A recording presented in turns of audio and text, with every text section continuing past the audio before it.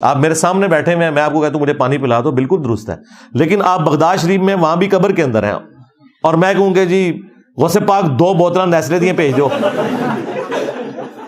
جھولی کو میری بھر دو مرشد، جھولی کو میری بھر دو، ورنہ کہیں گی دنیا، ورنہ کہیں گی دنیا، ایسے سخی کا منگتا پھرتا ہے مارا، یہ تیرا کرم ہے یا دوست، تو بلا دیا ہے در پر، کہاں مجھ سا یہ نکما، کہاں آستا تمہارا، یہ دل یہ جگر ہے، یہ آنکھیں یہ سر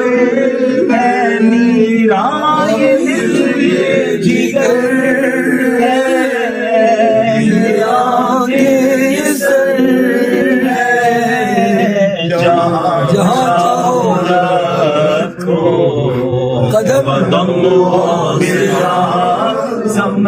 قسم ہے کہ مشکل تو مشکل نہ پایا، کہا ہم نے جس وقت سے وجد میں آئے گا سارا عالم، جب پکارے یا وہ نکل آئیں گے جالیوں سے اور قدموں میں گر جائیں گے ہم، پھر کہیں گے بنا دو میرے میرا، پھر کہیں گے کہ بگڑی بنا دو، جالیوں پر نگاہ جمی ہے، میں ہوں کیا میری اوقات دیکھو، اور سامنے کیسی ہے ذات دیکھو، اے ادیب اپنا سر اب جھکا دو، جالیوں پر نگاہیں جمی ہیں، میں ہوں منگتا یا خواجہ میری جھولی بھر دو، میں ہوں سائی میں ہوں منگتا یا خواجہ میری جھولی بھر دو، یا خواجہ میری جھولی بھر دو، یا خواجہ میری جھولی بھر دو، ہاتھ بڑا کر ڈال تو ٹکڑا، ہاتھ بڑا ڈال تو ٹکڑا، ہاتھ بڑا ڈال تو ٹکڑا، یا خواجہ میری جھولی بھر دو، یا خواجہ میری جھولی بھر دو، یا خواجہ میری جھولی بھر دو، یا خواجہ میری جھولی بھر دو، یا خواجہ میری جھولی بھر دو، یا خواجہ میری جھولی بھر دو، یا خواجہ میری جھولی بھر دو، یا خواجہ میری جھولی بھر دو، یا خواجہ میری جھولی بھر دو، یا خواجہ میری جھولی بھر دو، یا خواجہ میری جھولی بھر دو، یا خواجہ میری جھولی بھر دو، جھولی بھر دو، جھولی بھر دو، جھولی بھر دو، جھولی بھر دو، جھولی بھر دو، جھولی بھر دو، یا خواجہ میری جھولی بھر دو، یا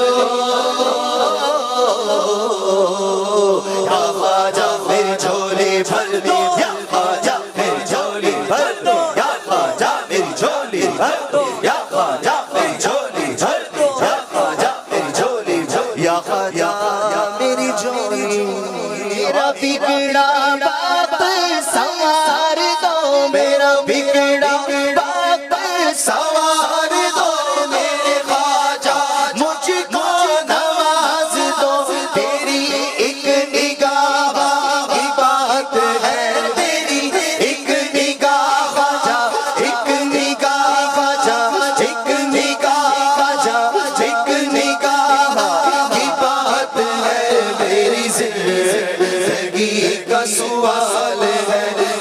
زندگی کا سوال ہے.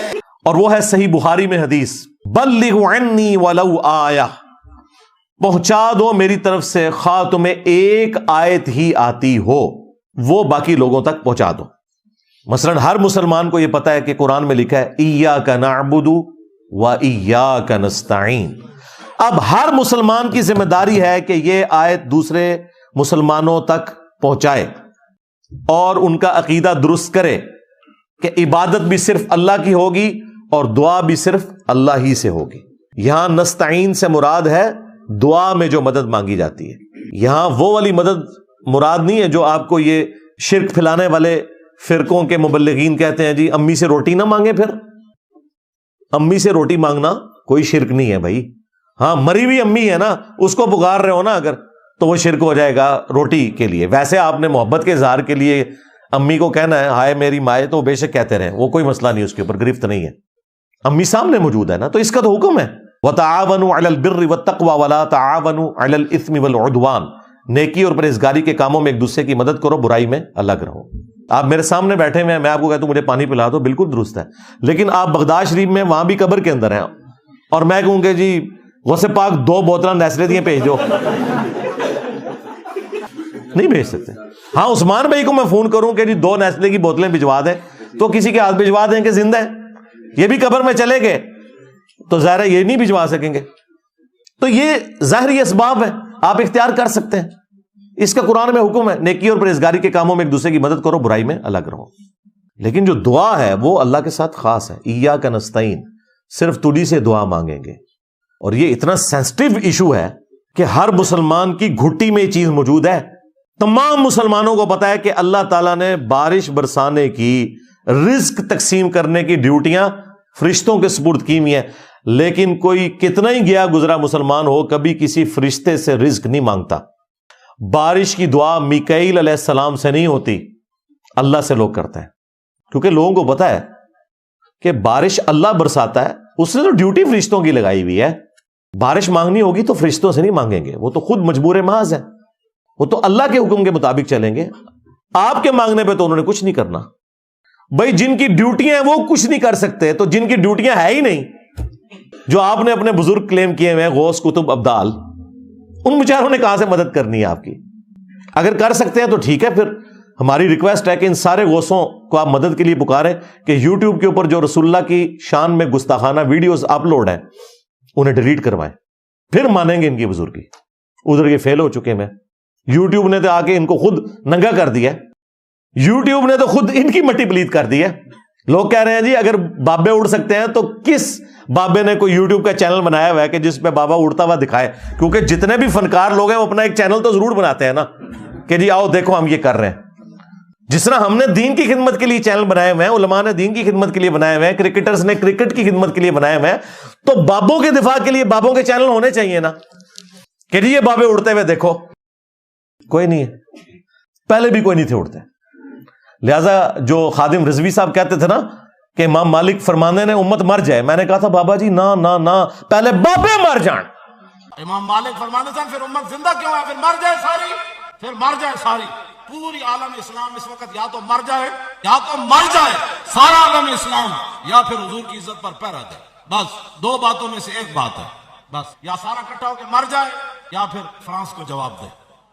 امت کی عمر ہے، امت کا تو اختیار ہی کوئی نہیں ہے. امت تو اس وقت پستی میں ہے.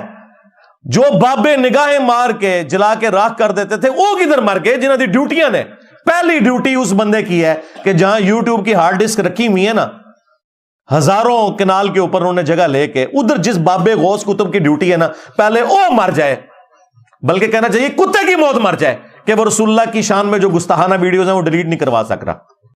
اور تم سے تو گوروں کے منسٹر بہتر ہیں کہ جب ناکام ہوتے ہیں تو خودکشی کر لیتے ہیں. تمہارے سارے غوثوں کو چاہیے خودکشی کر لیں کہ بھائی ہم اپنی ڈیوٹی نہیں پوری کر سکے، رسول اللہ کی عصمت پہ پیرا نہیں ہم دے سکے.